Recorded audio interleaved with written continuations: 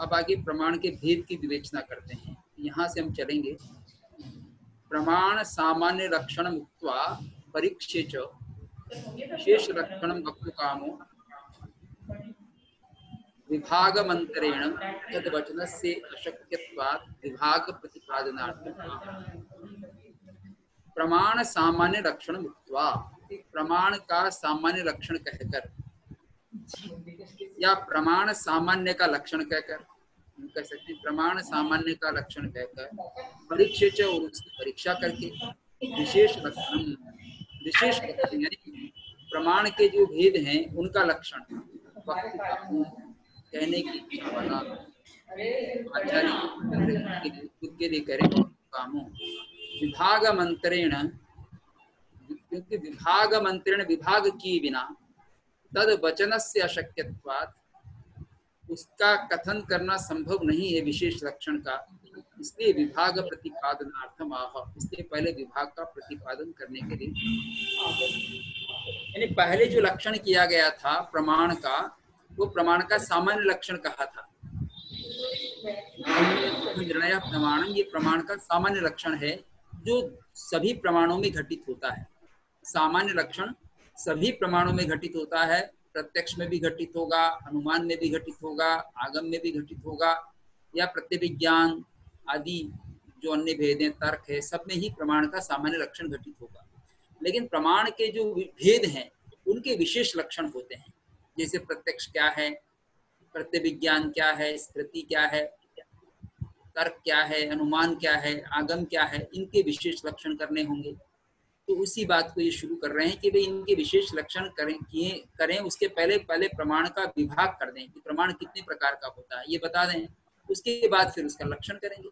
तो प्रमाण सामान्य लक्षण मुक्त्वा, प्रमाण का सामान्य लक्षण कहकर परीक्षे च, और उसकी परीक्षा करके, परीक्षा भी कर ली, प्रमाण का लक्षण कह दिया, उसकी परीक्षा कर ली कि हमने जो लक्षण दिया वो ठीक है, और अन्य लक्षणों की भी परीक्षा कर ली जो दूसरे दार्शनिक देते हैं, और गृहीत ग्राहिता की चर्चा भी कर दी। अब विशेष लक्षण भक्तु कामो, विशेष लक्षण को कहने की इच्छा वाले आचार्य हेमचंद्र विभाग मंत्रेण, विभाग किए बिना, वो कह रहे हैं विभाग किए बिना तद वचनस्य अशक्यत्वात्, तद वचनस्य ने विशेष लक्षणस्य, विशेष लक्षण के कथन संभव नहीं होने से पहले विभाग प्रतिपादनार्थम आह, विभाग का प्रतिपादन करने के लिए कहा। क्या कहा? प्रमाणम विधा, प्रमाण दो प्रकार का है, प्रमाणम विधा, विधा ने दो प्रकार का है, द्विविधम भी कह सकते थे, प्रमाणम द्विविधम तो भी सही था, पर विधा में दो अक्षरों में काम चल गया है तो तीन अक्षर का प्रयोग नहीं किया आचार्य ने।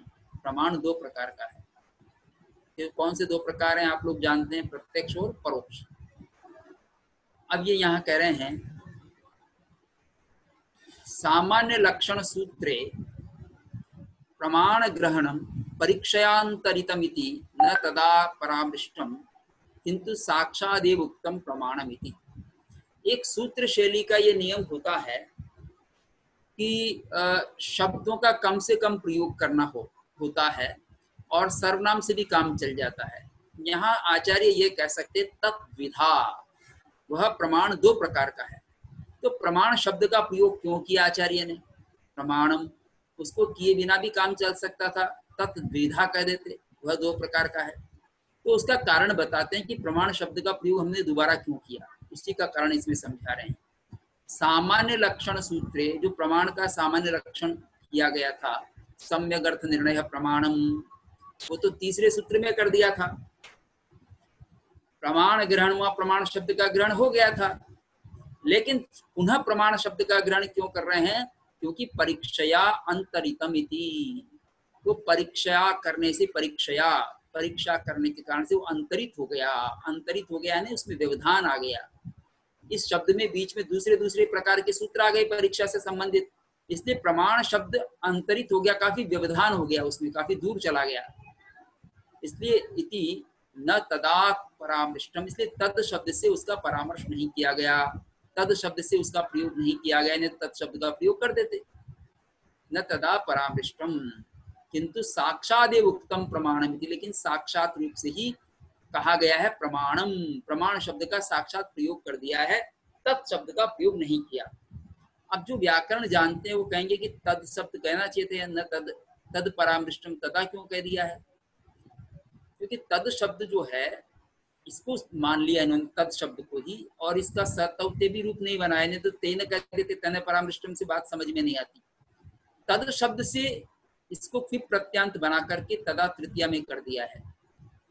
तदा, तद शब्द से, तृतीया में है ये, तद शब्द से परामृष्टम न परामृष्टम, तद शब्द से यह परामर्श नहीं किया गया, तद शब्द का प्रयोग नहीं किया गया है, उससे विचार नहीं किया गया है। न परामृष्टम न विचारितम, तद शब्देन न विचारितम न तद विधा।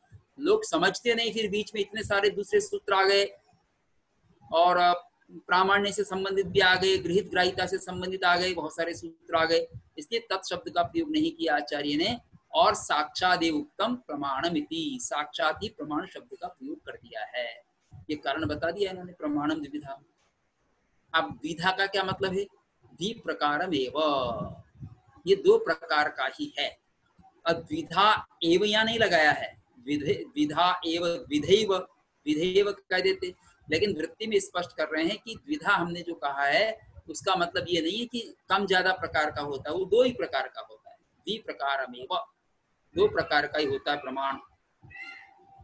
विभागस्य अवधारण फलत्वात्, क्योंकि जो विभाग किया गया है वो विभाग अवधारण का यानी निश्चय का फल वाला होता है। इससे हम निश्चय हो गया कि दो ही प्रमाण है, न्यूनाधिक नहीं है, तो विभाग कर दिया, विभाग अवधारण कर रहा है, इसलिए अवधारण के की सूचना देने के लिए वृत्ति में एव कर दिया है। द्वि प्रकारमेव, दो प्रकार का ही है, न्यूनाधिक नहीं है, तो दो प्रकार का प्रमाण माना गया। आपकी जानकारी के लिए बताऊं मैं कि जैन आगमों में भी प्रमाण शब्द का प्रयोग हुआ है। अनुयोग द्वार सूत्र में, भगवती सूत्र में स्पष्ट रूप से प्रयोग हुआ है, स्थानांग में भी कुछ दूसरे शब्द में प्रयोग हुआ है।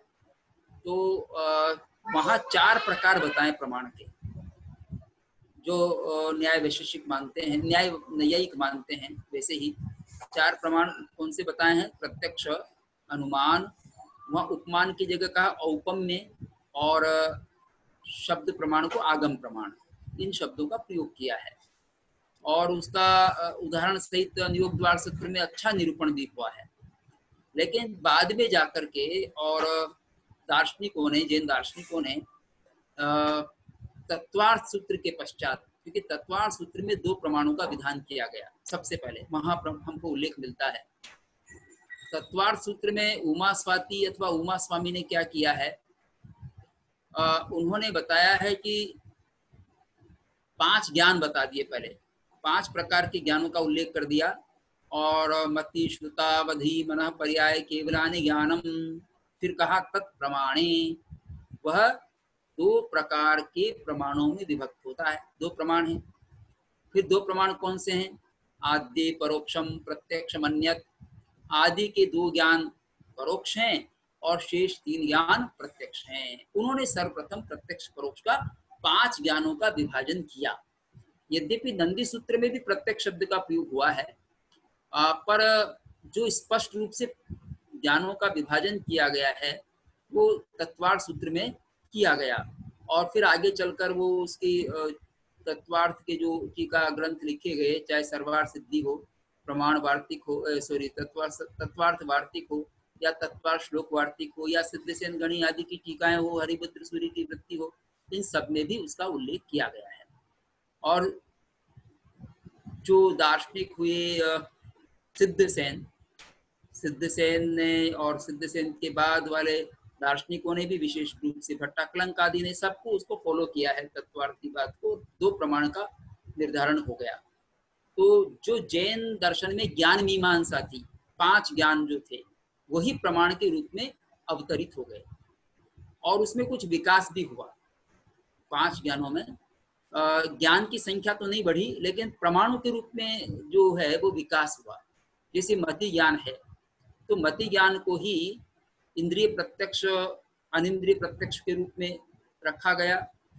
मति ज्ञान को ही अनुमान, प्रत्यभिज्ञान, तर्क और तर्क के रूप में रखा गया, और शुद्ध ज्ञान को आगम प्रमाण के रूप में रखा गया।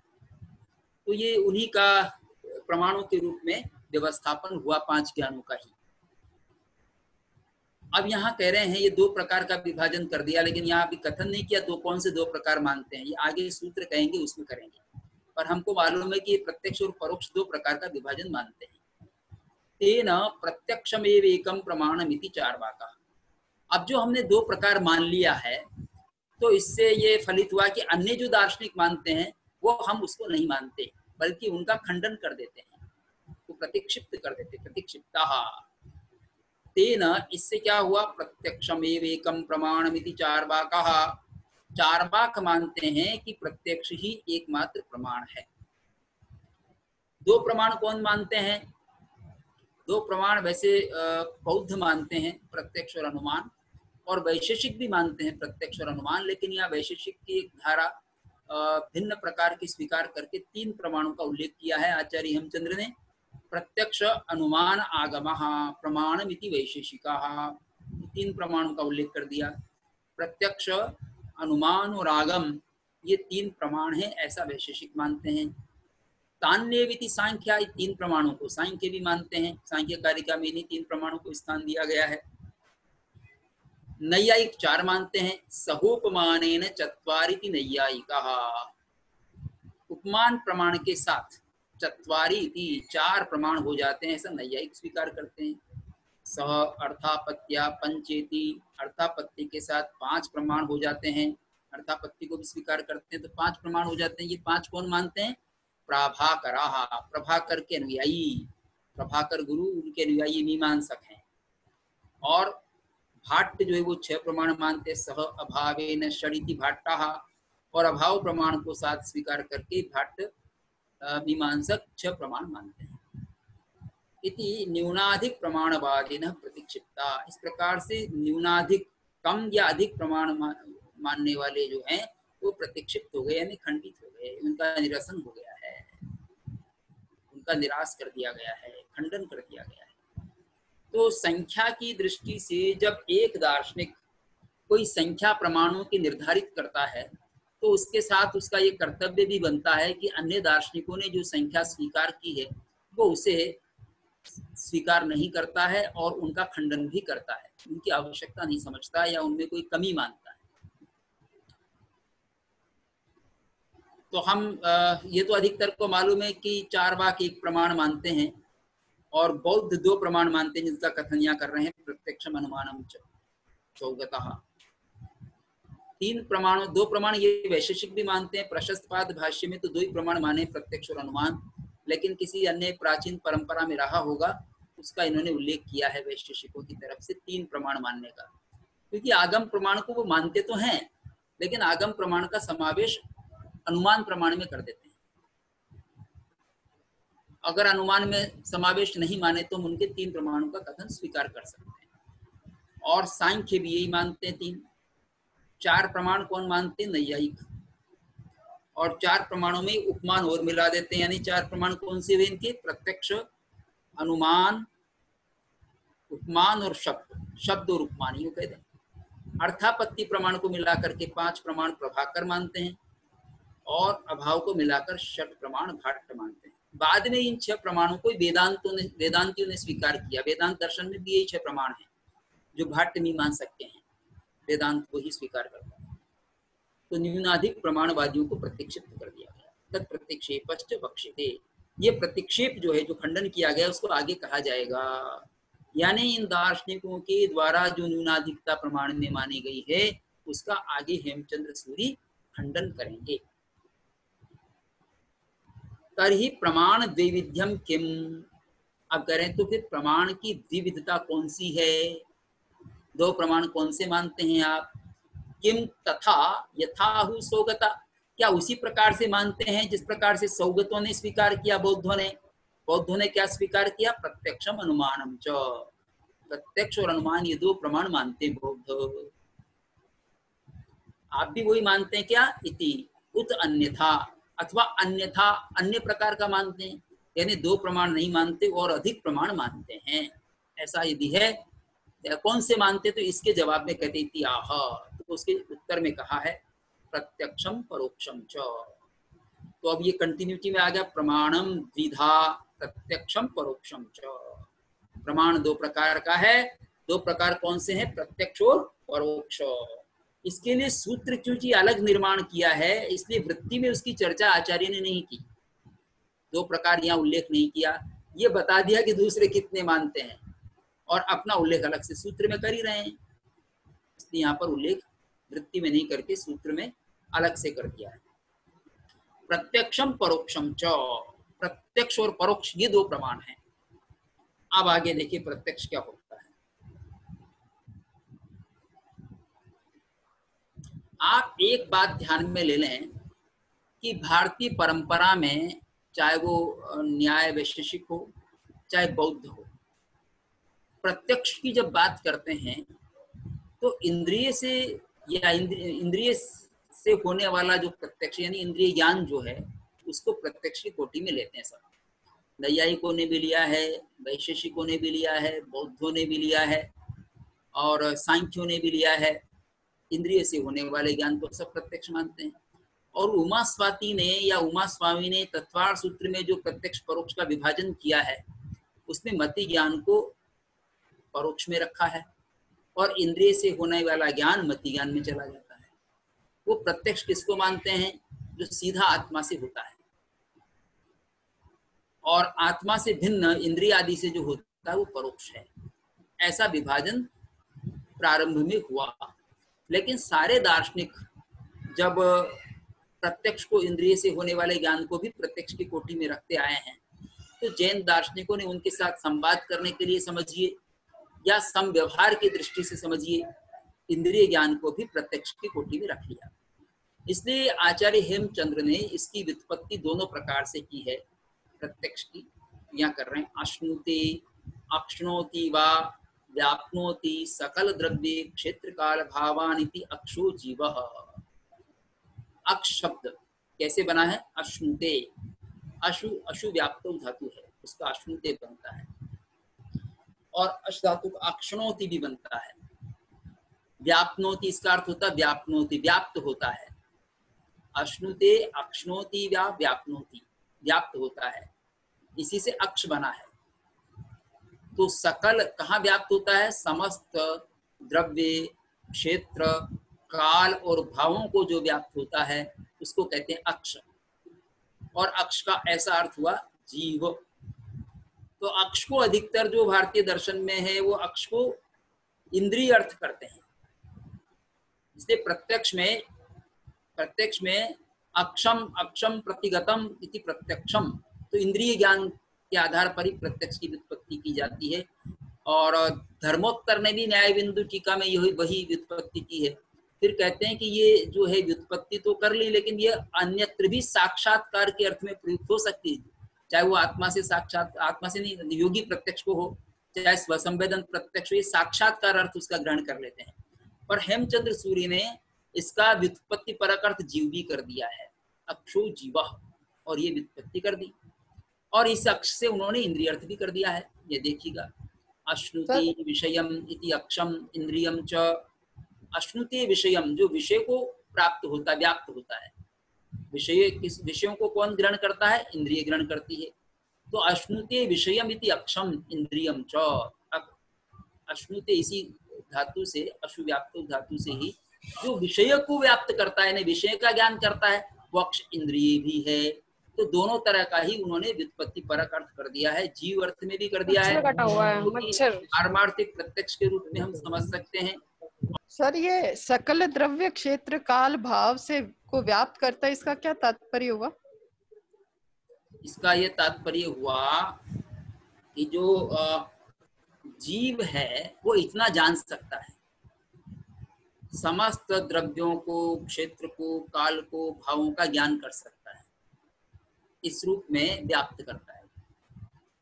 जिससे केवल ज्ञानी है वो समस्त को जान सकता है, उस रूप में व्युत्पत्ति कर दी है। श्रुत ज्ञानी भी इनको परोक्ष रूप से, श्रुत ज्ञानी भी इनको जान सकता है, जानने की योग्यता जीव में इतनी हो सकती है, उस दृष्टि से कह दिया है। लेकिन सकल द्रव्य क्षेत्र काल भाव का मतलब ये है कि भाई जिसको जानना चाहे उसको जान सकता है।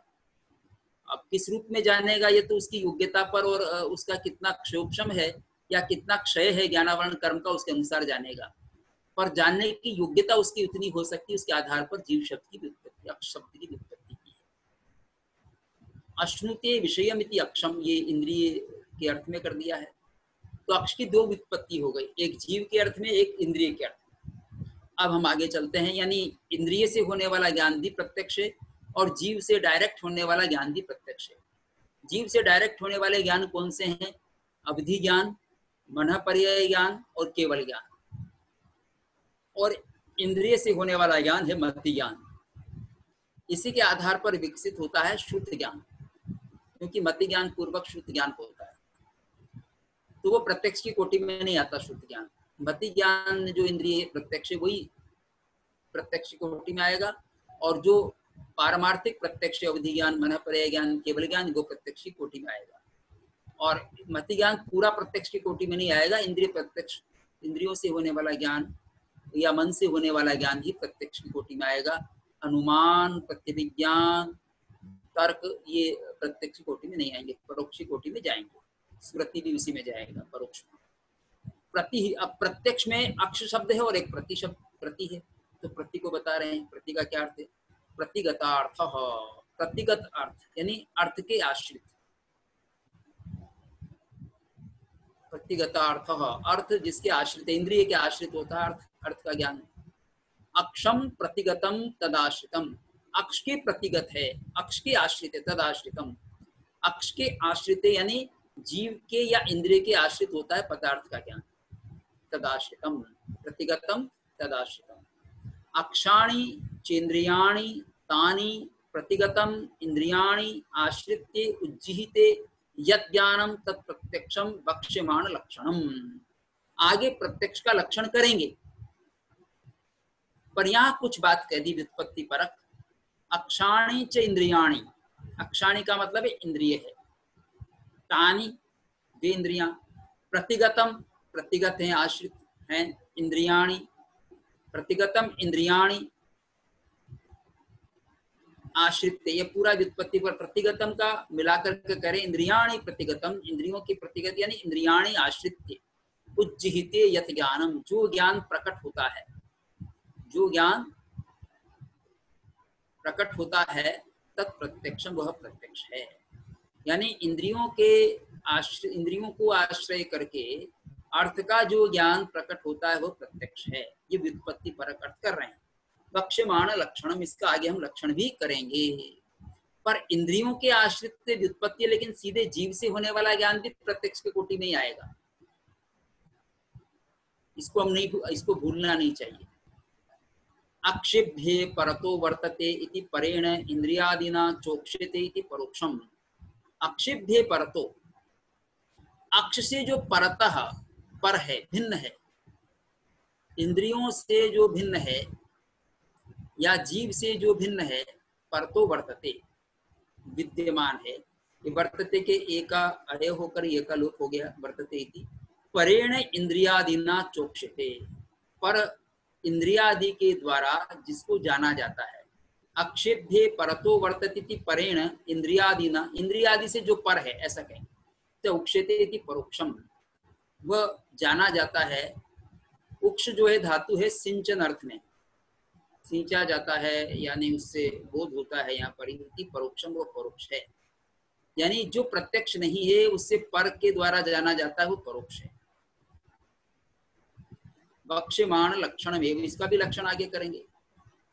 चकारः स्वविषये द्वयोस्तुल्य बलत्व ख्यापनार्थः, इसमें जो च दिया है प्रत्यक्षम परोक्षम च, इस च का महत्व बता रहे हैं, एक एक अक्षर का महत्व बता रहे हैं। चकारः स्वविषये, चकार जो है अपने विषय में, द्वयोः दोनों प्रमाणों का, तुल्य बलत्व बता रहा है। तुल्य बलत्व ख्यापनार्थ यानी कथन करने के लिए आया है।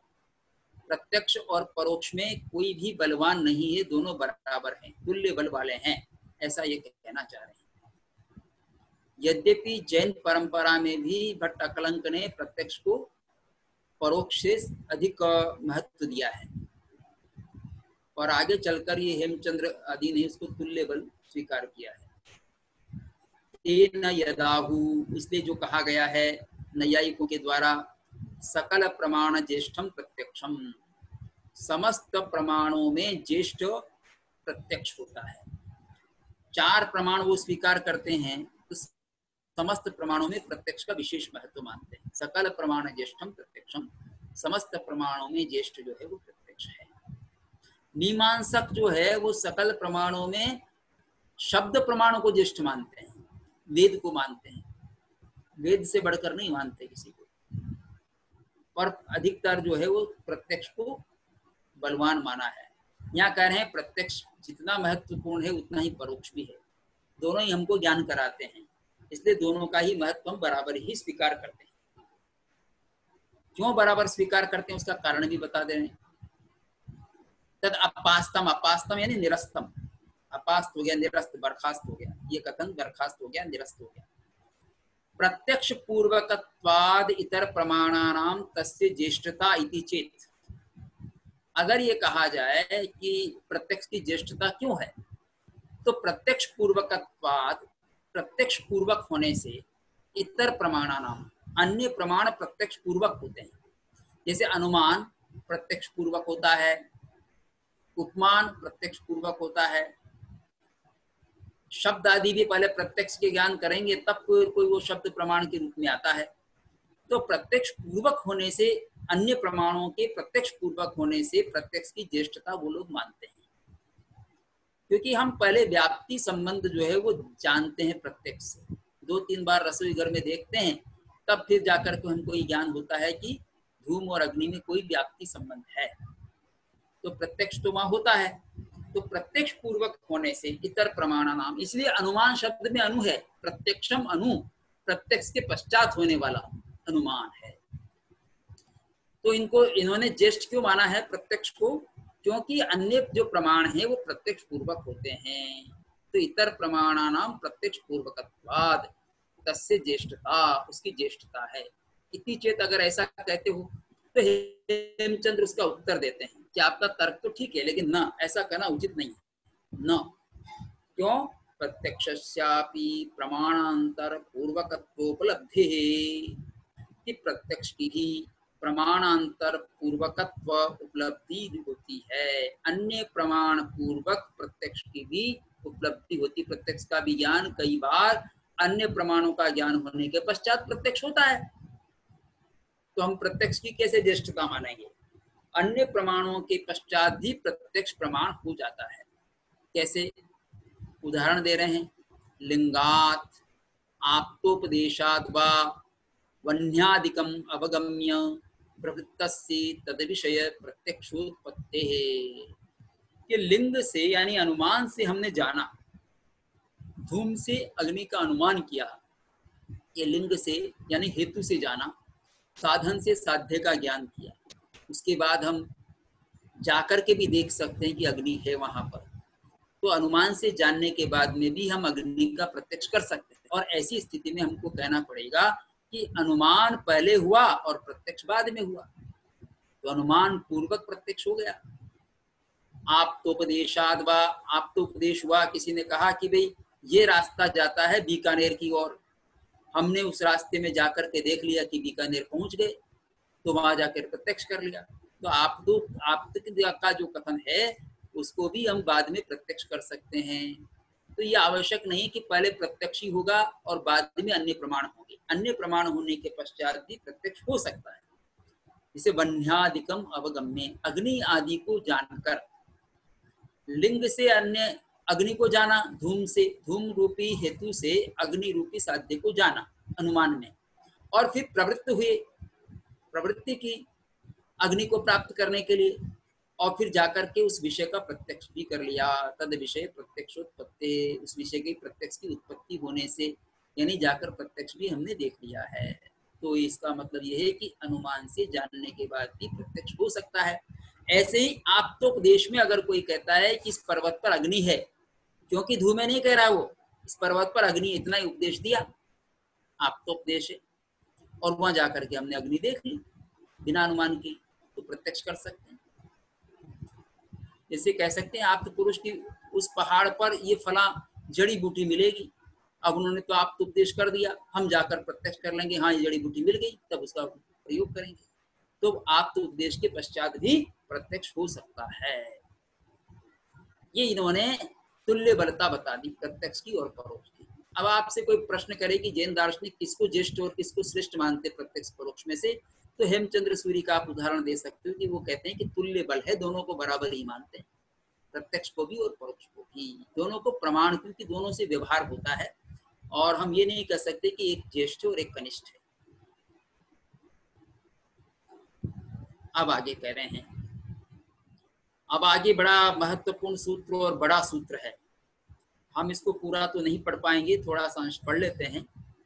इसमें ये खंडन कर रहे हैं पहले लौकायतिकों का। लौकायतिक का मतलब क्या है?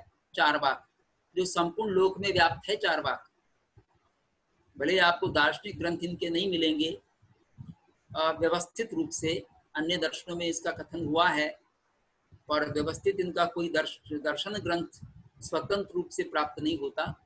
एक ग्रंथ माना जाता है तत्वोपलव सिंह, जो जय राशि भट्ट का है, लेकिन वो भी चार्वाक का कितना ग्रंथ है ये कहा नहीं जा सकता, पर है लौकायतिक, पूरे लोक में व्याप्त है, इसलिए लौकायतिक है। वो क्या मानते? प्रत्यक्ष के अलावा दूसरा प्रमाण नहीं मानते, तो उनका खंडन कर रहे हैं कि प्रत्यक्ष के अलावा आपको अनुमान को भी मानना चाहिए, दूसरे प्रमाण अनुमान आदि को भी मानना चाहिए। क्यों मानना चाहिए उसको तर्क से सिद्ध करते हैं, और ये भी बताते हैं कि उसके माने बिना आपका काम नहीं चलता है जीवन का। आप प्रत्यक्ष की सिद्धि भी बिना अनुमान के नहीं कर सकते, कई बार उसकी जरूरत पड़ जाती है अनुमान की। पर जो चार्वाकवादी हैं वो प्रत्यक्ष उनका थोड़ा व्यापक है, वो प्रत्यक्ष आंखों से होने वाला ही नहीं, जो उसके अलावा भी प्रत्यक्ष को उसको स्वीकार करते हैं, पर प्रमाण की कोटि में नहीं रखते। तो यहाँ ये हेतु दे रहे हैं, न प्रत्यक्षाद अन्यत प्रमाणम की लोकायति कहा। चार्वाकों ने ये कहा है कि प्रत्यक्ष से अन्यत यानी भिन्न कोई प्रमाण नहीं होता। तत्राह, उनके खंडन में कहते हैं हेमचंद्र सूरी एक अलग सूत्र में, व्यवस्थान्यधि निषेधानाम सिद्धि प्रत्यक्षेतर प्रमाण सिद्धि। ये जो है इस प्रकार का सूत्र जैन परंपरा में, इनसे पूर्व हमको माणिक्य नंदी में और वादिदेव सूरी के बाद वाले जो प्रमाण तत्वालोक उसमें भी नहीं मिलता। इस प्रकार का सूत्र इन्होंने रचा है, व्यवस्था अन्यधि निषेधानाम सिद्धि प्रत्यक्षेतर प्रमाण सिद्धि। इसमें 3 तर्क दिए उन्होंने। प्रत्यक्षेतर का क्या मतलब हुआ? प्रत्यक्ष से भिन्न प्रमाण की सिद्धि होती है, ये तो हुआ साध्य। प्रत्यक्षेतर प्रमाण सिद्धि, बल्कि साध्य सिद्ध ही कर दिया है, हेतु दे रहे हैं सिद्धि है। किसकी सिद्धि होने से? व्यवस्था की सिद्धि होने से। अन्य धी यानी दूसरे की बुद्धि को भी आप जानोगे कि दूसरा क्या कह रहा है। अब दूसरे की बुद्धि जो है वो अनुमान से ही जानी जाएगी, उसके कथन का तो हम श्रवण कर सकते हैं, लेकिन वो किस तरह की अंडरस्टैंडिंग रख रहा है उसकी बुद्धि का ज्ञान तो अनुमान से करेंगे। और जो प्रत्यक्ष को मानते हैं तो प्रत्यक्ष की व्यवस्था करने के लिए भी हमारे अनुमान की जरूरत है, प्रत्यक्ष से भिन्न प्रमाणों की आवश्यकता पड़ेगी। व्यवस्था ये कि प्रत्यक्ष हमारा प्रमाण है कि अप्रमाण है, इसकी व्यवस्था कैसे होगी? तो उसकी व्यवस्था के लिए भी प्रत्यक्ष से भिन्न प्रमाण मानना पड़ेगा, एक बात। और अन्य भी दूसरों की बुद्धि में क्या है इसको जानने के लिए भी प्रत्यक्ष से भिन्न प्रमाण मानना पड़ेगा। और तीसरा है निषेधानाम, किसी चीज का आप निषेध करते हो, जैसे परलोक का निषेध करते हो, आत्मा का निषेध करते हो, पुण्य पाप का निषेध करते हो, इनके निषेध की सिद्धि के लिए भी आपको तर्क की जरूरत पड़ेगी या अनुमान की जरूरत पड़ेगी, क्योंकि प्रत्यक्ष से आप ये निषेध नहीं कर सकते। निषेध करने के लिए आपको अनुमान की भी जरूरत पड़ेगी। ऐसा नहीं कह सकते जो जो प्रत्यक्ष नहीं है वो है ही नहीं जगत में, ये तो बड़ी मुश्किल हो जाएगी। जिनका प्रत्यक्ष नहीं वो है ही नहीं, तो प्रत्यक्ष तो उनको बहुत सारी चीजों का नहीं होता, पर वो है, तो ये मुसीबत तो है चार्वाक के लिए। उसी प्रकार के तर्क यहाँ 3 तर्क दे दिए हैं आचार्य हेमचंद्र ने। एक तो दिया है व्यवस्था, एक दिया है अन्यधि, एक दिया है निषेध। प्रत्यक्षेतर प्रमाण सिद्धि, प्रत्यक्ष से भिन्न प्रमाण की स्थिति। प्रमाणा प्रमाण विभागस्य परबुद्धे अतीन्द्रियार्थ निषेधस्य च सिद्धिर न अनुमानादि प्रमाणं विना। कह रहे हैं प्रमाण अप्रमाण विभागस्य, ये व्यवस्था की बात कर रहे हैं। प्रमाण और अप्रमाण के विभाग की व्यवस्था, यहाँ व्यवस्था शब्द का प्रयोग नहीं कर रहे हैं, लेकिन ये व्यवस्था के लिए प्रयोग कर रहे हैं। प्रमाण प्रमाण विभाग से, प्रमाण और अप्रमाण के विभाग की व्यवस्था बिना अनुमान आदि के नहीं कर सकते। पर बुद्धि ये धी अन्य धी, पर बुद्धि दूसरे की बुद्धि में क्या है या दूसरा क्या सोचता है, इसका भी आप अनुमान ही कर सकते हो और प्रत्यक्ष नहीं कर सकते। अतीन्द्रियार्थ निषेधस्य च, और अतीन्द्रिय जो पदार्थ हैं जो इंद्रियों से दृष्टिगोचर नहीं होते, उनका निषेध वो भी आप प्रत्यक्ष से नहीं कर सकते। निषेधस्य च सिद्धि, इनकी सिद्धि न अनुमानादि प्रमाणम बिना, अनुमान आदि प्रमाण के बिना नहीं हो सकती, इसलिए अनुमान आदि प्रमाण को मानने की आवश्यकता है। ये तीन सॉलिड तर्क दिए हैं। अब आगे चारवाक के बारे में कहते हैं। चारवाको ही, चारवाक क्या करता है? काश्चित ज्ञान व्यक्ति ही, कुछ ज्ञान, व्यक्ति शब्द जो है संस्कृत में स्त्रीलिंग होता है। व्यक्ति व्यक्ति मति की तरह से रूप चलेंगे, व्यक्ति ही व्यक्तयः, ये द्वितीय बहुवचन में बनेगा व्यक्ति ही मति ही की तरह से।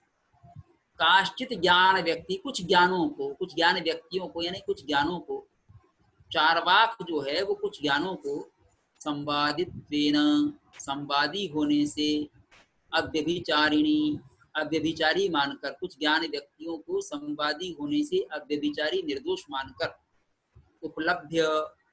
उपलब्ध करके, अन्याश्च, और दूसरों को, दूसरे ज्ञान व्यक्तियों को, विसंवादित्वेन, उनको विसंवाद मान करके यानी उनको ठीक नहीं मान करके, उनको व्यभिचारिणी, व्यभिचारी यानी दोष युक्त बतलाता है।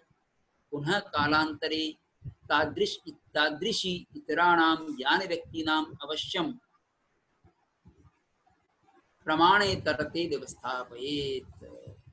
फिर आगे चल करके और उनको प्रमाण इतरता, प्रमाणे तरते, प्रमाण और प्रमाण से इतर, इतरता, इतरता का द्विवचन कर दिया, प्रमाणे तरते द्विवचन बन गया, प्रमाण और प्रमाण से इतर, इन दोनों की व्यवस्था करे, व्यवस्थापयित। तो इनकी व्यवस्था कैसे करेगा वो? चारवाको ही काश्चित ज्ञान व्यक्ति ही, कुछ ज्ञानों को, कुछ ज्ञान व्यक्तियों को संवादी होने से अव्यभिचार ही मानता है। संवादी का मतलब ये, जैसा ज्ञान हुआ वस्तु वैसी मिल जावे तो संवादी ज्ञान है, और वैसी वस्तु नहीं मिले तो विसंवादी ज्ञान है। जैसे हमने दूर से जल देखा और वो जल मिल जावे तो हमारा जल का ज्ञान संवादी हुआ, यानी कि प्रमाण हो गया, उस ज्ञान का प्रामाण्य माना जाएगा। और जल देखा मृग मरीचिका में और मिला नहीं जल, वहां जाकर के हमने देखा कि यहाँ तो रेत पड़ी है ही नहीं जल, तो विसंवादी हो गया। ये तो उसको भी प्रत्यक्ष में ऐसा सब देखना ही पड़ेगा। तो विसंवादी और अविसंवादी ज्ञान होता रहता है, वहां भी तो भ्रम होता है, वहां भी संशय होता है, प्रत्यक्ष में भी। तो संवादित्वेन व्यभिचारिणी उपलब्धि, व्यभिचारी को प्राप्त करके और अव्यभिचारी को प्राप्त करके, निर्दोष को प्राप्त करके, अन्याश्च विसंवादित्वेन, और अन्य कुछ ज्ञान व्यक्तियों को विसंवादी रूप से यानी व्यभिचारी समझ करके, पुनः कालांतरे तादृशी तराणाम ज्ञान व्यक्ति नाम, ये ज्ञान व्यक्ति नाम का विशेषण है तादृशी तराणाम। पुनः कालांतर में, कुछ काल के पश्चात, तादृशी उस प्रकार की, और इतराणाम उससे भिन्न प्रकार की ज्ञान व्यक्ति नाम, ज्ञान व्यक्तियों को अवश्यम प्रमाणे करते, अवश्य ही प्रमाण और प्रमाण से भिन्न रूप में व्यवस्थापित करना चाहिए, करेगा। यानी जो अव्यभिचारी ज्ञान व्यक्ति हैं वो तो क्या हो जाएंगे? प्रमाण, और जो व्यभिचारी हैं वो क्या हो जाएंगे? अप्रमाण। इस रूप में व्यवस्थापन करने की आवश्यकता पड़ेगी, व्यवस्थापित। तो उसकी व्यवस्था वो प्रत्यक्ष नहीं कर सकता। इसी बात को आगे कह रहे हैं, न च सन्निहितार्थ बलेन उत्पद्यमानं पूर्वापर परामर्श शून्यम प्रत्यक्षम पूर्वापर काल भाविनी नाम ज्ञान व्यक्ति नाम प्रामाण्य अप्रामाण्य व्यवस्थापकम निमित्तम उपलक्षयितुम क्षमते। न च, और नहीं, सन्निहितार्थ बलेन उत्पद्यमानम, सन्निहित जो अर्थ है, सन्निहित यानी जो निकट में पदार्थ विद्यमान है, वो सन्निहित अर्थ है। हमारे सामने जो पदार्थ है वो सन्निहित अर्थ है, जिसका हम प्रत्यक्ष करते हैं। प्रत्यक्ष जो है वो सामने वाले पदार्थ का होता है। इदम के रूप में होता है। न च सन्निहितार्थ बलेन, सन्निहित पदार्थ के बल से उत्पद्यमानम, उत्पन्न होने वाला जो ज्ञान है प्रत्यक्ष, वह पूर्वापर परामर्श शून्यम प्रत्यक्षम, वो प्रत्यक्ष जो है पूर्व और अपर के परामर्श से शून्य होता है। पहले जो ज्ञान हुआ था और बाद में जो ज्ञान हुआ, उन दोनों के विचार से रहित होता है प्रत्यक्ष। प्रत्यक्ष में ये विचार नहीं होता कि पहले जो ज्ञान किया था वो तो प्रमाण था, बाद में ज्ञान किया गया वो अप्रमाण है, या पहले वाला प्रमाण था बाद वाला ज्ञान प्रमाण है। ये पूर्वापर परामर्श वहां पर नहीं होता। पूर्वापर परामर्श से, पूर्व अपर परामर्श से, विचार से वो शून्य होता प्रत्यक्ष। तो फिर क्या होगा? पूर्वापर काल भाविनी नाम ज्ञान व्यक्ति नाम प्रामाण्य अप्रामाण्य व्यवस्थापकम निमित्तम उपलक्षितुम न क्षमते, ये न चाहिए आएगा, न क्षमते इसके साथ आएगा ना, न क्षमते, समर्थ नहीं होता है। तो ऐसा प्रत्यक्ष क्या होगा? पूर्वापर काल भाविनी नाम ज्ञान व्यक्ति नाम, पूर्व और अपर काल में होने वाली जो ज्ञान व्यक्तियां हैं, पूर्व और अपर काल में, पूर्व और पश्चात काल में होने वाले जो ज्ञान हैं, उनमें किसमें तो प्रामाण्य है और किसमें अप्रामाण्य है, इसका व्यवस्थापक जो निमित्त है उसको उपलक्षण करने में, उसको जानने में न क्षमते, वो प्रत्यक्ष समर्थ नहीं होता। कौन सा ज्ञान तो प्रमाण की कोटि में आएगा और कौन सा प्रमाण की कोटि में आएगा, इसका निर्धारण प्रत्यक्ष से नहीं हो सकता। ये प्रत्यक्ष जो है इसका व्यवस्थापक नहीं बन सकता। प्रामाण्य अप्रामाण्य व्यवस्थापक का जो निमित्त है उसको ये उपलक्षितुम न क्षमते, सर इसका उदाहरण कोई हो सकता है सर? उदाहरण से और जैसे सन्निहित अर्थ बलेन, हम जो है पदार्थ सामने है, जैसे घट सामने है तो घट का हम ज्ञान कर लेते हैं, तो ये तो सन्निहित अर्थ बल हुआ। हम जल को ले लेते हैं, घट की बजाय जल को ले लेते हैं। जल पास में है तो हम जल जान लेते हैं, थोड़ी सी दूरी पर है वो भी हमको लगता निकट में ही है और उसको भी हम जान लेते हैं कि जल है। तो पहले वाला जल तो हमको प्राप्त हो जाता है और बाद वाला जल हमको जल के रूप में प्राप्त नहीं होता। तो इसमें प्रत्यक्ष जो है वो पहला का प्रत्यक्ष तो सही था और बाद का प्रत्यक्ष गलत है। पहला का प्रत्यक्ष प्रमाण था, बाद का प्रमाण नहीं है। इसका विचार हम कैसे करेंगे, इसको हम कैसे जानेंगे, किस आधार पर जानेंगे? तो उसमें हमको प्रत्यक्ष के अतिरिक्त अनुमान आदि की आवश्यकता पड़ेगी कि भाई पहले जो है वो जल मिल गया था हमें, इसलिए पहले का प्रमाण था, और बाद में जल नहीं मिला इसलिए वो अप्रमाण हो गया। ये हम उसमें हेतु लगाएंगे, साधन लगाएंगे कि पूर्वम ज्ञानम प्रमाणम यतो ही जल प्राप्तित्वात्, और अपर ज्ञानम अपर जल ज्ञानम अप्रमाणम जल अप्राप्तित्वात्, जल की अप्राप्ति होने से। ऐसे हमको अनुमान आदि का प्रयोग करना पड़ेगा। तो प्रत्यक्ष से उसका प्रामाण्य और अप्रामाण्य सिद्ध नहीं होता। न चायम स्वप्रतीति गोचराणामपि ज्ञान व्यक्तिनां परम प्रति प्रामाण्यम अप्रामाण्यम वा व्यवस्थापयितुं प्रभवति। और न चायम, और यह स्वप्रतीति गोचराणामपि ज्ञान व्यक्तिनां, अपने प्रतीति यानी ज्ञान के गोचर माने विषय, जो ज्ञान व्यक्ति हैं उनके परम प्रति, दूसरे के प्रति प्रामाण्यम अप्रामाण्यम वा व्यवस्थापयितुं, प्रामाण्य और अप्रामाण्य की व्यवस्था नहीं कर सकता। अपने को जो ज्ञान हुआ है वो सही है या गलत है, इसको हम दूसरे को नहीं समझा सकते बिना अनुमान वाक्य के कि भाई देखो ये तो इसलिए सही था और ये इसलिए गलत है। उसमें तर्क देना पड़ेगा, उसमें अनुमान करना पड़ेगा, अनुमान वाक्यों का प्रयोग करना पड़ेगा, इसलिए दूसरे को भी समझाने में मुश्किल होगी। न चायम, और यह स्वप्रतीति गोचराणाम अपि ज्ञान व्यक्ति नाम, अपनी जो प्रतीति में ज्ञान में जो विषय बने हैं ऐसे ज्ञान व्यक्तियों को भी, ज्ञानों को भी परम प्रति, दूसरे के प्रति प्रामाण्यम अप्रामाण्यम वा, इन ज्ञान व्यक्तियों के प्रामाण्य या अप्रामाण्य को व्यवस्थापयितुं न च प्रभवति, ये व्यवस्थापित करने में समर्थ नहीं होता है, दूसरों को भी नहीं समझा सकता उसको अनुमान आदि वाक्यों का प्रयोग करना पड़ेगा। हालांकि ये कितना भी कह रहे हैं, तर्क दे रहे हैं, पर जो चार्वाक है वो तो जो अपनी मान्यता वही रखेगा, इनके कहने से वो अनुमान को मान नहीं लेगा। पर हमको तो समझ में आ रहा है कि भाई हाँ, उसका केवल प्रत्यक्ष पर रहना ठीक नहीं है, अनुमान को मानना चाहिए, ये हमारी समझ में आ रहा है। चार्वाक ने तो जो मान्यता बना ली वो उसी पर टिका हुआ है। तस्माद् यथा दृष्टि ज्ञानम ज्ञान व्यक्ति साधर्म्य द्वारेण इदानीन्तन ज्ञान व्यक्तीनां प्रामाण्य अप्रामाण्य व्यवस्थापकम परप्रतिपादकम च परोक्षांतर्गतम अनुमान रूपम प्रमाणांतरम उपासीत। तस्माद इसलिए, फल क्या निकला, यथा दृष्टि ज्ञान व्यक्ति साधर्म्य द्वारेण, यथा दृष्टि जैसा देखा गया है, जैसा जाना गया है, तस्माद द है फिर यह निकल गया है तो यथा निकल जाएगा। तस्माद यथा दृष्टि ज्ञान व्यक्ति, इसलिए जैसा देखा गया है वैसे ही ज्ञान व्यक्ति के यानी ज्ञान के साधर्म्य से, साधर्म्य द्वार से यानी उसकी समानता के आधार पर, इदानीन्तन ज्ञान व्यक्ति नाम, इस समय जो ज्ञान हो रहा है उनका साधर्म्य समानता है। ऐसे प्रामाण्य अप्रामाण्य व्यवस्थापकम, इन ज्ञानों का जो पहले जाना था, यथा दृष्ट जैसा जाना गया है वैसे ही ज्ञान व्यक्ति की साधर्म्य के द्वार से इदानीन्तन ज्ञान व्यक्ति, ये समय जो ज्ञान हो रहा है वो भी प्रमाण है।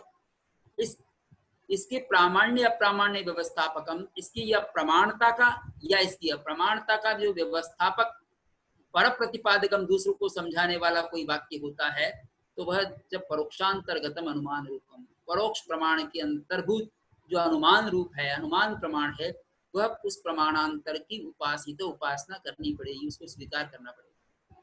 यानी दूसरे को समझाने के लिए कि ये प्रमाण है कि अप्रमाण है, इसको समझाने के लिए भी आपको प्रमाणांतर की, प्रत्यक्ष से भिन्न प्रमाण की आवश्यकता होगी, उसकी उपासना करनी पड़ेगी, ऐसा ये कह रहे हैं।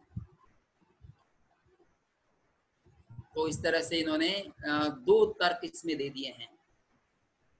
एक तो दे दिया है प्रमाण और प्रमाण से भिन्न का स्वयं व्यवस्थापन करना, एक दूसरे को समझाना, दूसरे को कैसे समझाएं, इसी के साथ है।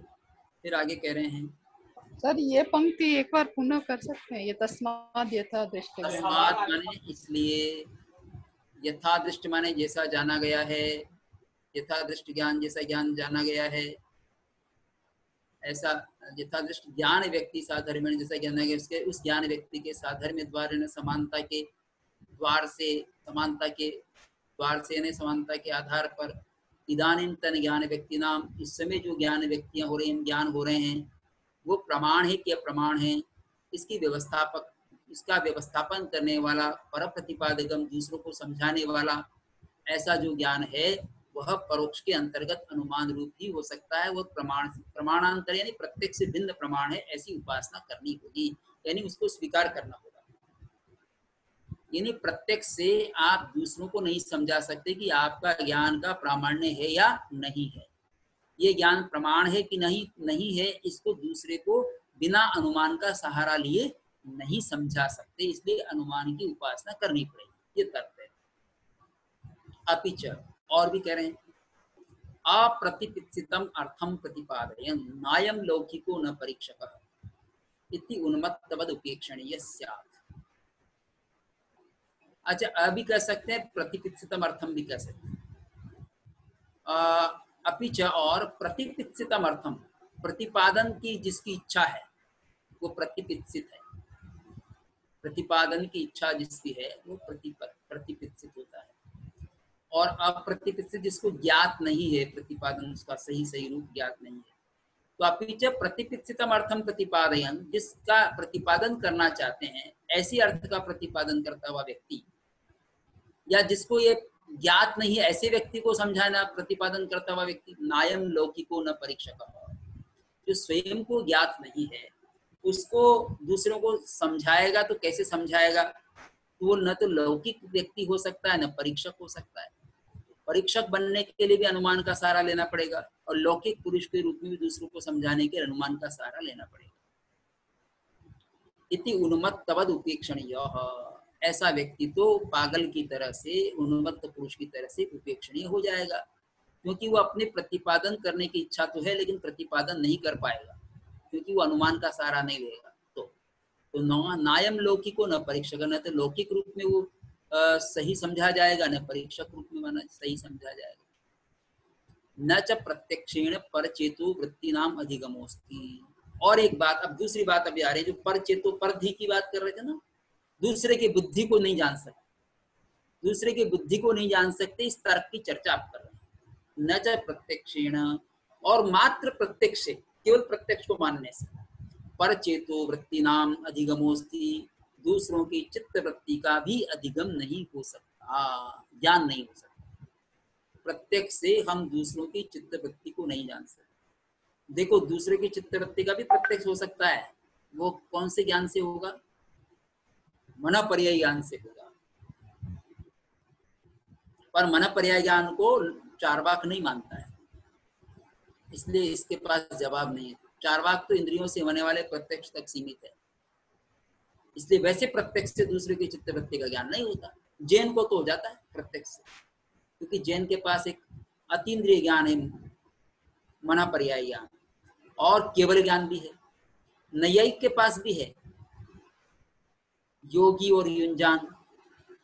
बौद्ध के पास भी है योगज प्रत्यक्ष। तो ये अतीन्द्रिय ज्ञान को मानने वाले तो परचित्त वृत्ति को मान लेंगे, लेकिन जो अतीन्द्रिय ज्ञान को नहीं मानता, इंद्रिय ज्ञान को ही प्रत्यक्ष मानता है, उसके लिए ये तर्क है। न च प्रत्यक्षेण परचेतो वृत्ति नाम अधिगमोस्ति, प्रत्यक्ष से दूसरों की चित्त वृत्ति का ज्ञान नहीं हो सकता। कैसे प्रत्यक्ष से? इंद्रिय प्रत्यक्ष से, क्योंकि चार्वाक तो इंद्रिय प्रत्यक्ष पर ही बल देता है। चेष्टा विशेष दर्शनात् तदवगमे च परोक्षस्य प्रामाण्यम अनिच्छत्वप्यायातम। आगे क्या कह रहे हैं? चेष्टा विशेष दर्शनात्, चेष्टा विशेष को देखने से। तो ये क्या चेष्टा किस प्रकार की हो रही है? जिससे मान लीजिए कोई व्यक्ति बहुत ही उदासी में है, तो हम ये जानेंगे कि इसको कोई न कोई समस्या है, ये अनुमान कर लेंगे। उदास है, परेशान है, तो चेहरे पर उसकी परेशानी आ जाएगी, उसकी वाणी में परेशानी आ जाएगी। वाणी में सामान्य वाणी नहीं होगी, थोड़ी शोभपूर्ण वाणी होगी, खिन्नतापूर्ण होगी या क्रोधावेश में होगी, तो उसकी इस चेष्टा से भी उसकी परेशानी का अनुमान किया जा सकता है। तो प्रत्यक्ष नहीं होता। प्रत्यक्ष तो क्या हो रहा है? वाणी का हो रहा है, चेहरे का हो रहा है, चेष्टा का हो रहा है, लेकिन उससे उसकी जो बुद्धि है या उसके भीतर जो चल रहा है उसका अनुमान किया जाता है। तो चेष्टा विशेष दर्शनात्, चेष्टा विशेष को देखने से तद अवगमे, उसका अवगम होता है, यानी ज्ञान होता है परचेतो वृत्ति का। अवगमे च परोक्षस्य प्रामाण्यम अनिच्छत्वप्यायतम, तो परोक्ष प्रमाण की का प्रामाण्य अनिच्छत्वपि, नहीं चाहते हुए भी आ गया। अगर चेष्टा विशेष से वह दूसरों को दुख का अनुमान कर लेता है या उसकी समस्या का अनुमान कर लेता है कि इसको कोई न कोई समस्या है, तो वो नहीं चाहते हुए भी अनुमान प्रमाण को मान रहा है या परोक्ष प्रमाण को मान रहा है। तो दर्शनात् तदवगमे च परोक्षस्य प्रामाण्यम अनिच्छतो भी, परोक्ष प्रमाण मानना नहीं चाह रहा है तो भी उसके फेवर में यह आ गया है, अनुमान प्रमाण को मानना ही पड़ रहा है उसको। ठीक है, अब आगे करें। परलोकादि निषेधश्च न प्रत्यक्ष मात्रेण शक्य कर्तुम, परलोक आदि का निषेध भी और परलोक आदि का निषेध भी, अब तीसरा जो तर्क दिया था उसका कथन है, परलोक आदि का निषेध भी न प्रत्यक्ष मात्रेण शक्य कर्तुम, प्रत्यक्ष मात्र से नहीं किया जा सकता है। परलोक का निषेध कैसे करेंगे? नहीं दिखता है, वो निषेध हो गया है क्या? हमको दिखती तो बहुत सारी चीजें नहीं है, सांख्य कारिका में भी कहा है, सूक्ष्म वस्तु है, दूर है, सूक्ष्म है, दूर है, अंतरिक्ष छिपी हुई है, ऐसी बहुत सारी वस्तुएं जो हमको प्रत्यक्ष नहीं हो रही फिर भी है। हमारे भीतर रक्त है, फिर हम बाहर निकलता जब जान लेते हैं। हमारे भीतर क्या क्या मज्जा में, शरीर में कौन कौन सा हार्मोन पैदा हो रहा है, हम तो नहीं जान रहे हैं, हम प्रत्यक्ष नहीं कर रहे, लेकिन डॉक्टर या जो इसके वैज्ञानिक हैं जिन्होंने शरीर को चीर फाड़ करके जाना है वो जानते हैं, उन्होंने प्रत्यक्ष कर लिया, उनके आधार पर हम जानते हैं। हम तो उनके आप्तवाक्य से मानते हैं कि यह हार्मोन हमारे में होता है, स्त्री में कौन सा हार्मोन होता है, पुरुष में कौन सा हार्मोन होता है, हम उसका अनुभव तो कर सकते हैं, यानी उसके फल का अनुभव कर सकते हैं, लेकिन उसका प्रत्यक्ष नहीं करते। उसके फल का अनुभव करने से हम उसका अनुमान कर सकते हैं कि इस हार्मोन का ये फल है, वो भी पढ़ने के आधार पर। तो वहां हम आप्त वचन को भी मान रहे हैं और उसके लक्षणों के आधार पर उसका अनुमान कर रहे हैं। तो वहां 3 प्रमाण एक साथ घटित हो जाएंगे।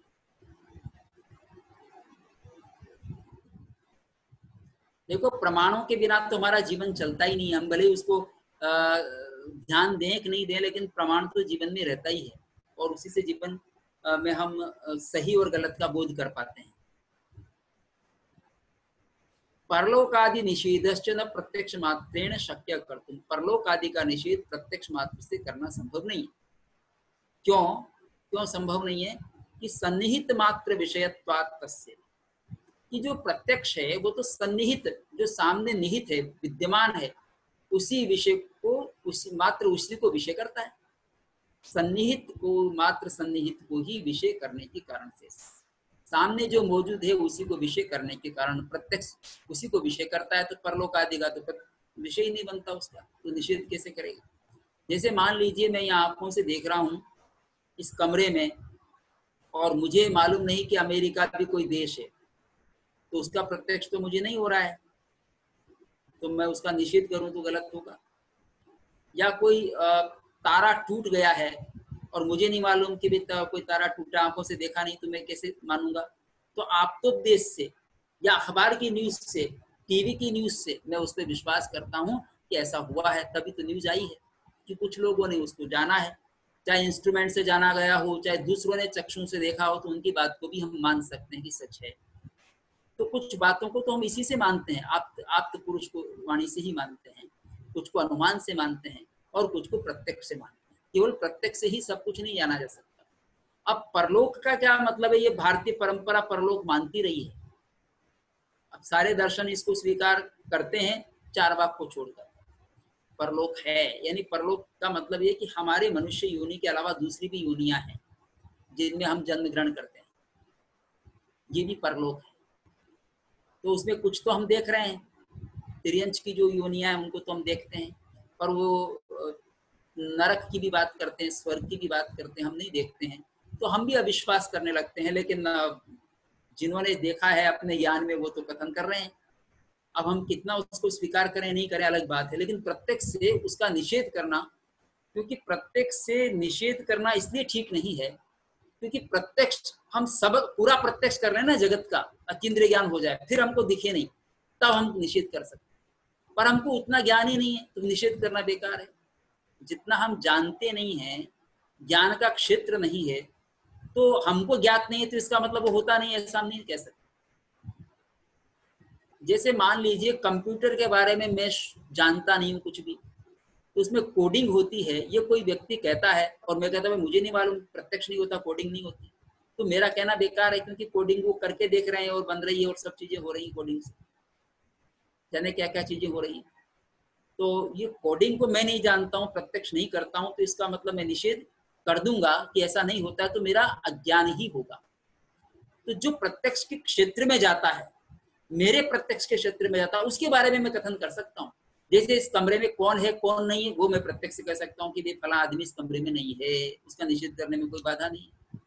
पर पूरा लोक मैंने देखा ही नहीं है, पूरा लोक मैं जानता ही नहीं हूँ, उस लोक के बारे में अगर मैं निषेध करता हूँ तो मेरा वो ज्ञान का क्षेत्र पूरा नहीं है, फिर भी मैं निषेध कर रहा हूँ, तो मेरा वाक्य प्रमाणित नहीं हो सकता।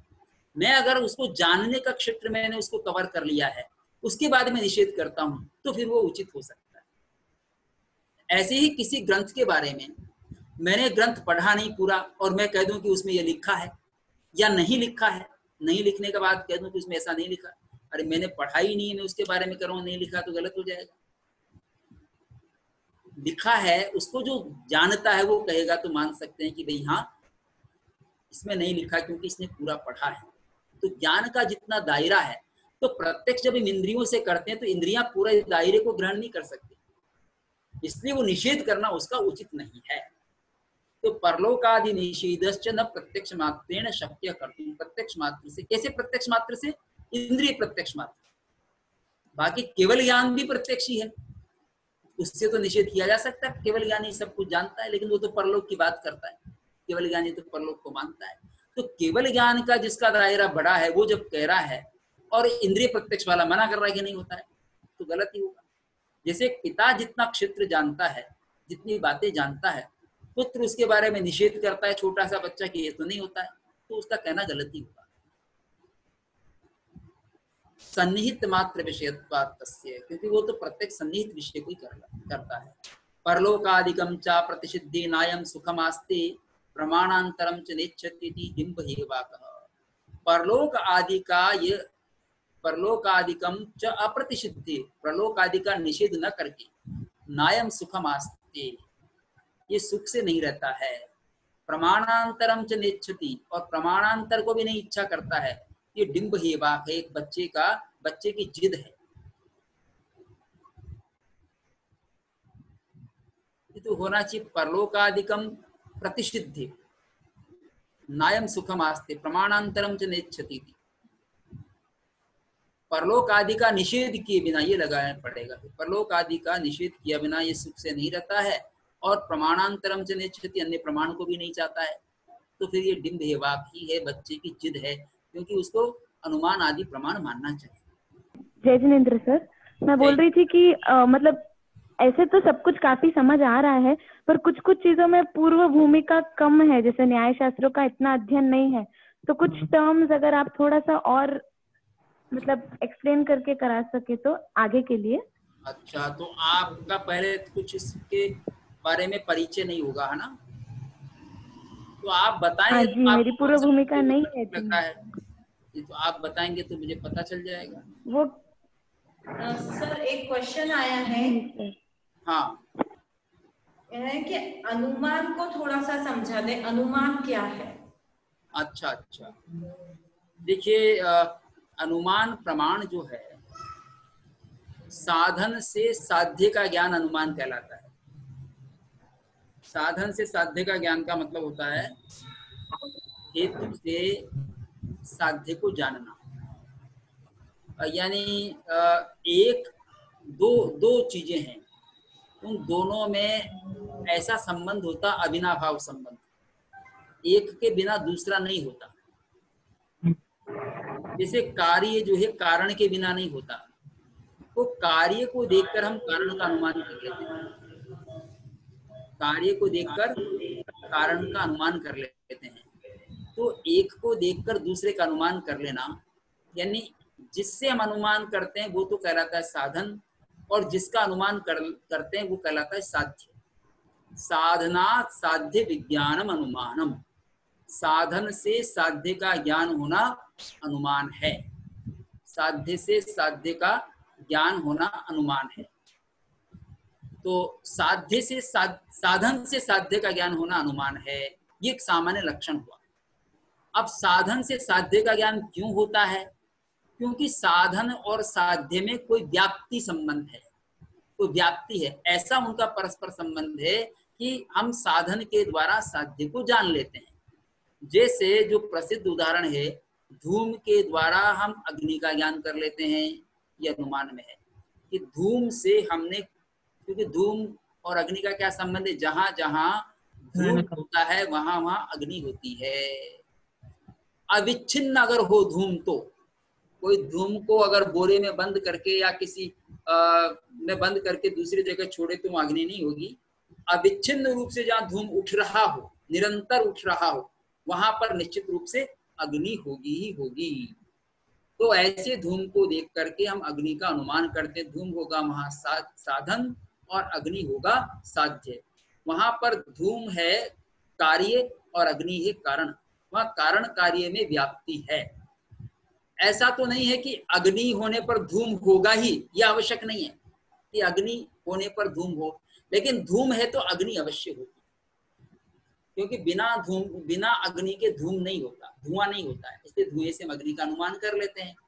ऐसे ही हम और भी अनुमानों का प्रयोग कर सकते हैं जीवन में। जैसे मैंने कल भी उदाहरण दिया था कि बाहर घंटी बजी है, तो घंटी बजी है, कोई बजाने वाला होगा तब बजी है। तो बाहर कोई आया है, घर के बाहर हम जाकर देखते हैं तो हम अनुमान कर लेते हैं घंटी बजी है, इसका अर्थ कि कोई बाहर आया। तो जब जब घंटी बजती है तब तब कोई बाहर उसको बजाता है, हम ऐसा जानते हैं। अन्य कोई कारण न हो तो ये उपवाद को छोड़ दें।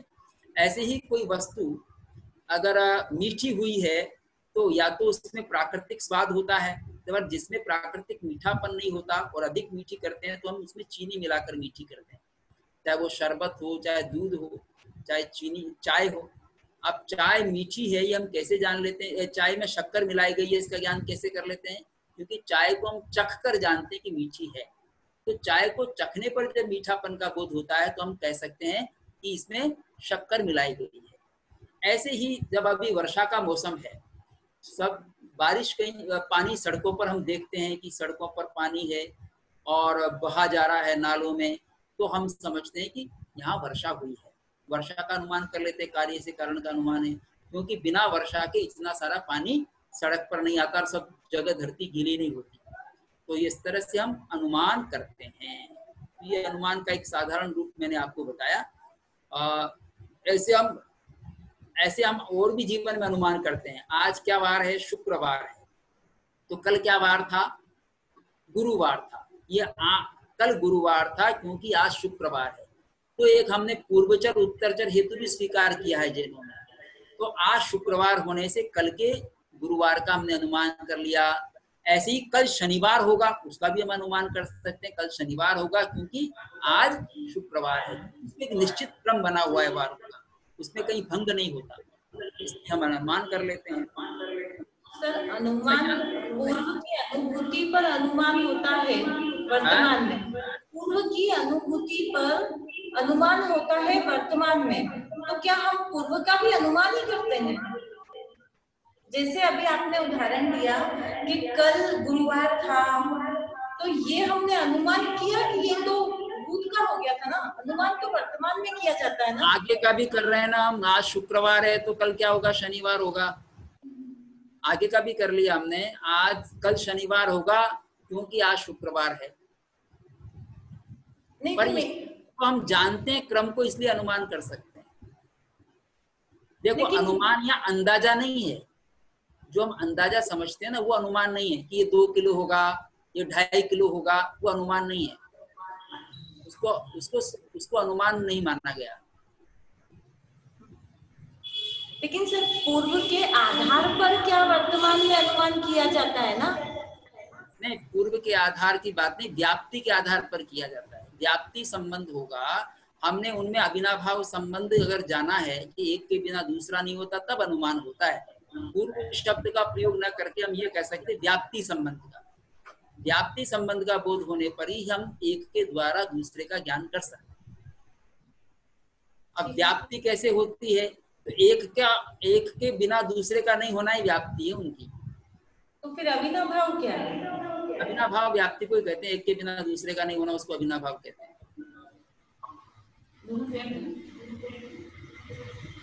त्रैकालिक संबंध होता है उनमें, परस्पर व्याप्ति में त्रैकालिक संबंध होता है। धूम और अग्नि का त्रैकालिक संबंध है, तात्कालिक नहीं, त्रैकालिक होता है। अदिति जी, आपका जो क्वेश्चन है ना कि बहुत सारे ऐसी टर्मिनोलॉजी है जो आपको बिल्कुल न्यू लग रही है, तो अगर ऐसे और भी कोई है तो आप ऐसे कुछ, जब आप प्रमाण मीमांसा सर की क्लास के बाद पढ़ते हैं तो ऐसे शब्दों का पहले एक चयन कर लीजिए कि ये शब्द आपको समझ में नहीं आ रहे हैं, तो फिर आप दूसरी किसी पुस्तक से, सामान्य पुस्तक से भी उनका एक बार अर्थ समझ सकते हैं। जो शब्द आपको नहीं आ रहे हैं उनमें भी पढ़िएगा, तो उसको थोड़ा फिर यहाँ कठिनाई हो तो फिर पूछ लीजिएगा। सर, कौन सी पुस्तक रेफर करें? न्याय की कोई पुस्तक पढ़ लें और जैन की भी पढ़ सकते हैं। इसी में जब अनुमान का आगे दे रखा तो वो पढ़ लीजिएगा। प्रमाण मीमांसा में भी आगे सूत्र है अनुमान का, वहां जाकर पढ़ लीजिए। ठीक सर, वैसे और कोई बुक करेंगे? प्रमाण ने तत्वलोक पढ़ लें। प्रमाण ने तत्वलोक पढ़ सकते हैं, सरल तरीके से दिया हुआ है, उसको पढ़ लें। जैन का पढ़ना है तो या भारतीय जी दर्शन सर, इस हफ्ते का अवकाश यूज करने का प्रयास करेंगे। भारतीय दर्शन की पुस्तक भी पढ़ी जा सकती है। जी सर। ठीक है। ठीक है सर। सभी को जय जिनेंद्र। जय सर को कृतज्ञोस्मि।